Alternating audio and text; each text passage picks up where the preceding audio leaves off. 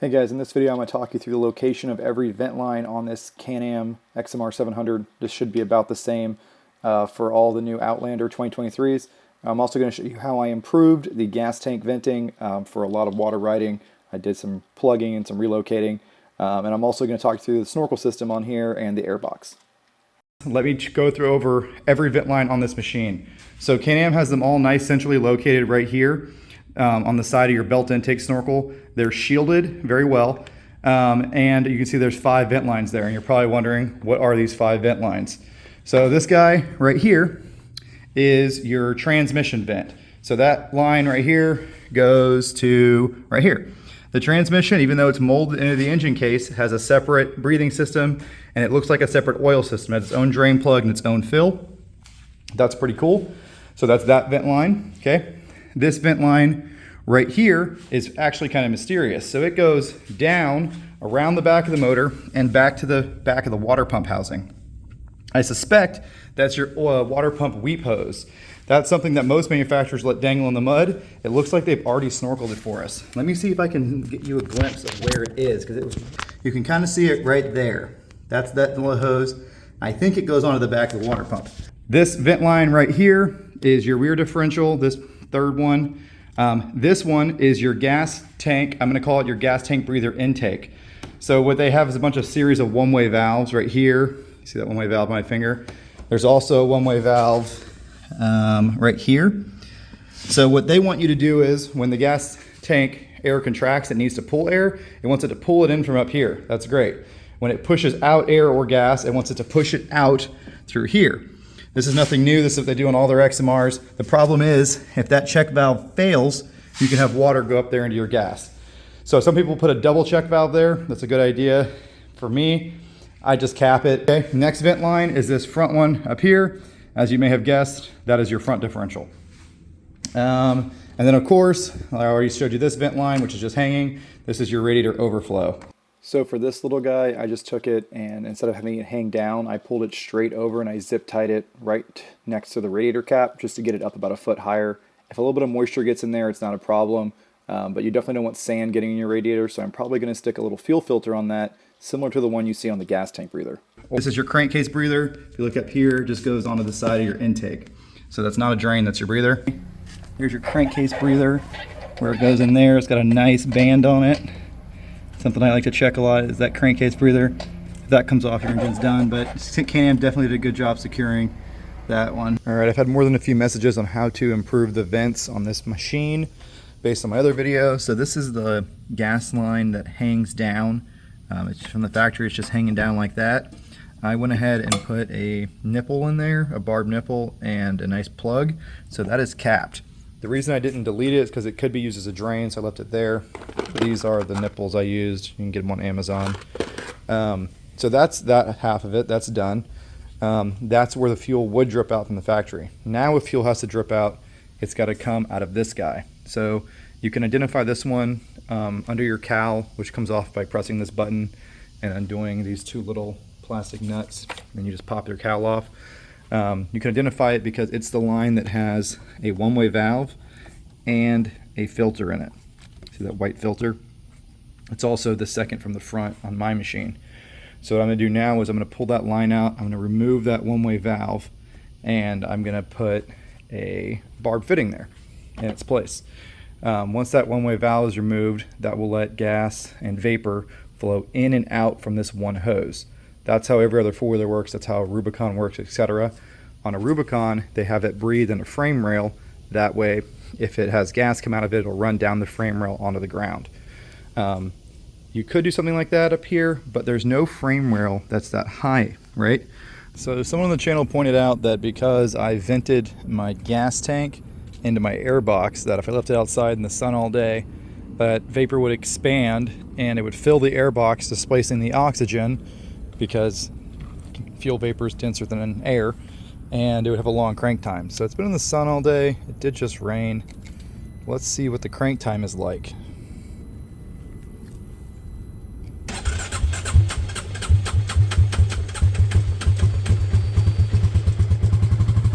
Wow.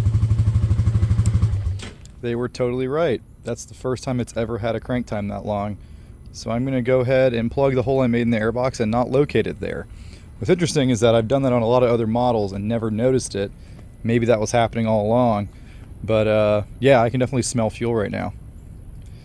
Very interesting. So yeah guys, don't do what I did. Don't put your gas tank breather into your airbox. So I just zip tied the fuel breather next to the other ones. So if fuel comes out of this, it won't be able to make it in my other vent lines because they're shielded. And this one will breathe up here by itself, but it'll still be shielded by this thing because it'll sit up underneath that shroud. I had put it in the airbox. That's what that little plug is there. Don't do that. It fills your airbox with fumes, gas vapor, and then displaces oxygen. And yeah, that was a bad idea. I've done it before. I don't know why it worked before, but it definitely increased the cranking time on this machine. And all that fuel vapor could do bad things to your seals in your airbox and your air filter. So don't vent your gas tank into your airbox. It's convenient and tempting to do it on this because the airbox is right there and it's so high, but don't do it.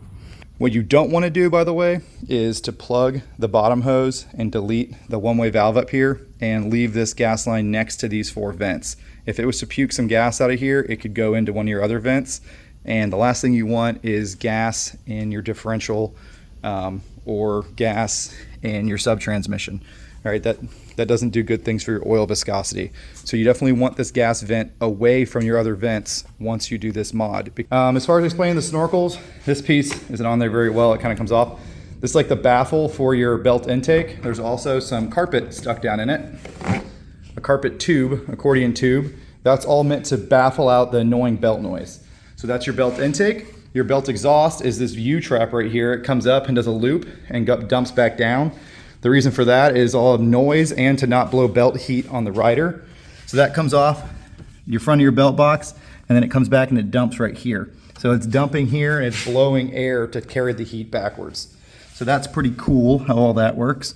And then this is your engine snorkel. It's extremely baby and tiny. I'm gonna make it bigger when I make it longer because you have to do to maintain flow. It comes into the airbox in this little pipe. It has these tuning bladders also in the airbox. Nice big deep airbox, so if you get water in here, it won't be directly into your filter. It'll come in down here beneath your filter and you have a chance to drain it. That's the pipe that goes into the engine. Kind of a goofy airbox design. It's extremely small for a Can-Am. I don't know how they make 50 horsepower breathing through a straw, but they sure somehow do. If you look down here, you see what I was talking about with those snorkels. That's your belt exhaust snorkel right there. They're a little floppy the way they're mounted. Here's your airbox drain.